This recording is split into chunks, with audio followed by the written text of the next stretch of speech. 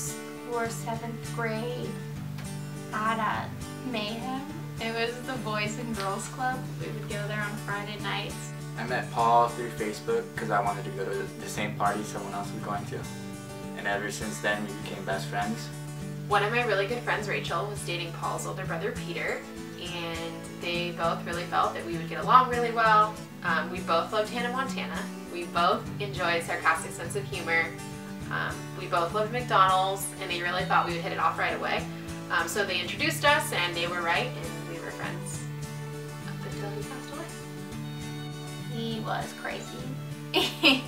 He was so happy and optimistic and just an infectious person to be around because everyone was so drawn to him. He had this energy about him. He was so much fun. We were always laughing.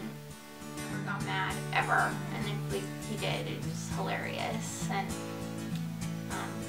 he was just awesome. Really, really awesome. You could not like Paul. The same word I would describe after his diagnosis. He's awesome. He was awesome through it, he was awesome before it, he was awesome after it. He's always going to be the awesome person that I knew. I only knew Paul about a year before he got diagnosed. Every time I was with Paul, I felt like it was a free comedy show. He was always a lot of fun. I felt he was so kind. He had a fantastic sense of humor. I felt like he was a light around anybody he was around.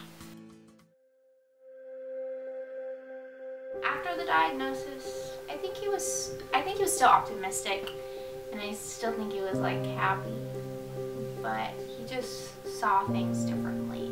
Like everything turned black and white, you know, like reality just hit him in the face. I don't think he was sad in any way, or you know, he was just that little tiny slight difference where things were a little bit different.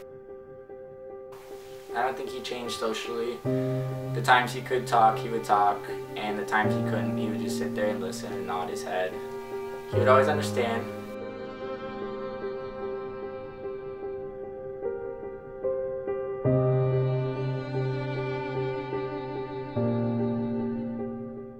He was still like outgoing, and he still liked to have his friends and stuff, but I do think he was a tiny bit more serious about things. Like some things he might have saw as a joke before like weren't funny anymore to him.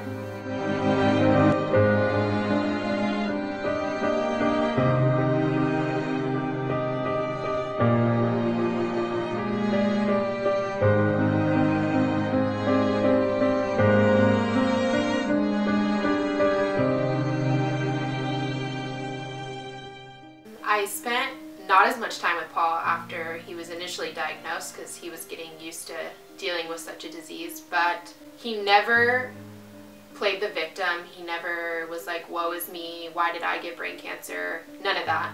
I always felt he handled it with such a sense of gratitude. He wanted to lift other people up. He was always positive, he was never negative. He never talked about it unless you brought it up. And every time I saw him, he had a new joke or a new place to eat. He never wanted to talk about his disease. Kind of hard to describe him. He had his good days and his bad days, but he always seemed to try to make a smile. He had a smile on his face as much as he could. He saw things a little bit differently. And, you know, of course, like socially, like he would get a little bit tired, so he wouldn't be out as much as he used to be.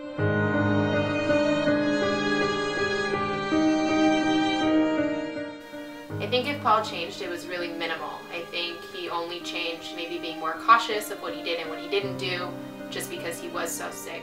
I think when we were around new people, he was a little more quiet, a little more shy, maybe because he didn't want to be judged, because it was apparent he had a disease, and he didn't want any sympathy.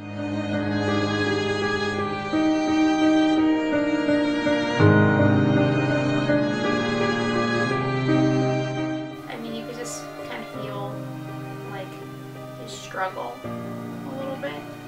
I would go and visit him in like the hospital and stuff. Like his eyes were still like the same, you know. Like I feel like that's the way he would like answer. And in his last year was he kind of had to just like really look at him because you could like see his heart and soul in his eyes.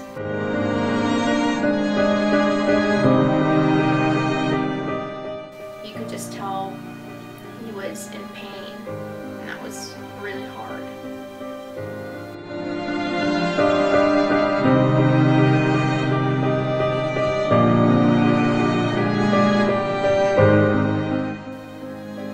I think Paul started to slow down and realized that his disease was terminal, that he wanted to make the best of the time he had left.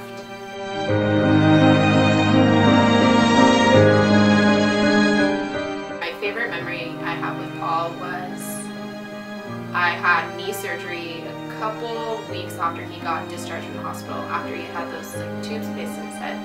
And I remember there was a knock on my door, and I was like, why is anyone visiting me? I just had knee surgery, who is this?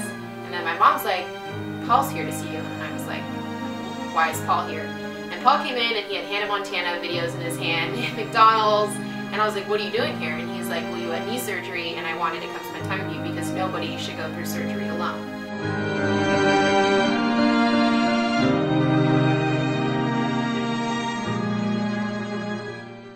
But I think it was in that moment that I realized this is the kind of person everyone should have in their life. And I knew I was going to be friends with Paul forever, whether he was here physically or not. He was the first friend I told that I was having a baby. You know, I mean, I know he couldn't tell anybody, but still, like, he was like the first person I told, you know? So, I mean, he was still one of my best friends.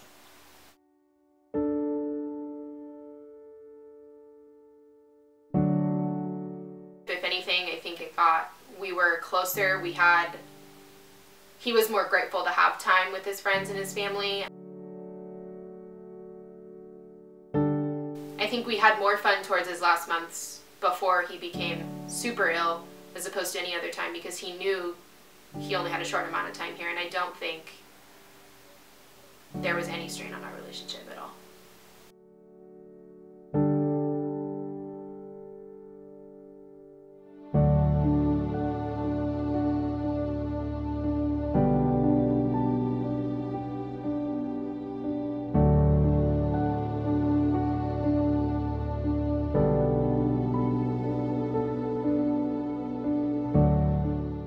He got cancer right when everyone graduated high school, so that's when everyone starts going to college and having to work and do other things. So I feel like if there was a strain, it would have been on my end, not on his end. Like, I should have been going out to see him more, not vice versa or anything like that, you know? Like, I still went and saw him, you know, when I could, and I feel like I felt a little guilty about that, like I should have done a little bit more.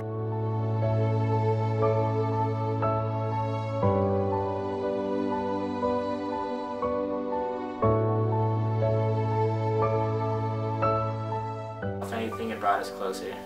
I wouldn't change anything, the hospital visits, that going down there as much as I could. If anything, I would go back and do it again.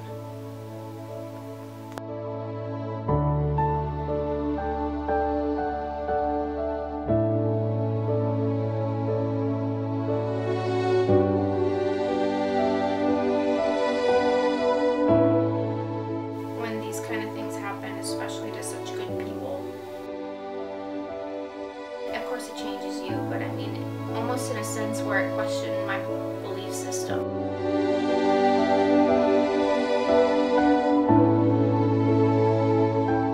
It comes like to a point where you're like, if there's a God, why would he do this to such a good person?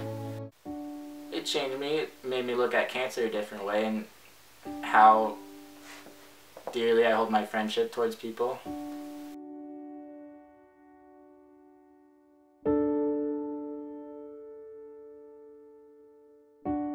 Paul would agree. I was really religious before Paul passed away, and when Paul passed away, I don't think I would consider myself religious anymore, because I question why something had to happen to someone as young and as great as Paul.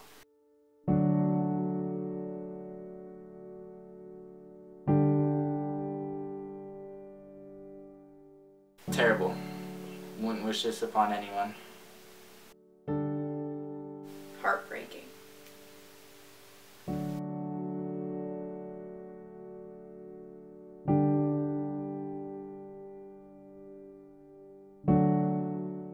devastating.